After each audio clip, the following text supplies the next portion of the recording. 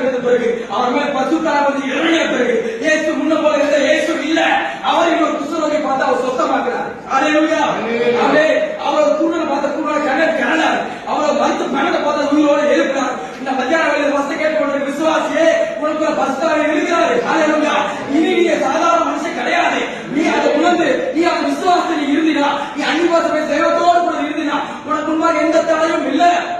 அல்லேலூயா. உனக்கு எந்த குறையும் இல்ல, உனக்கு முன்பாக எந்த போராட்டமும் இல்ல.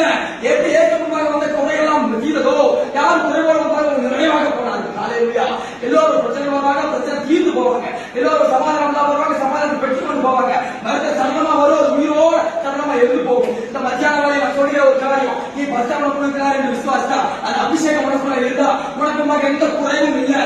ஆமென். அல்லேலூயா. உனக்கு முன்பாக எந்த தடையும் இல்ல, உனக்கு முன்பாக எந்த போராட்டமும் இல்ல, உனக்கு முன்பாக எந்த பிரச்சனையும் இல்ல. ஆமென்.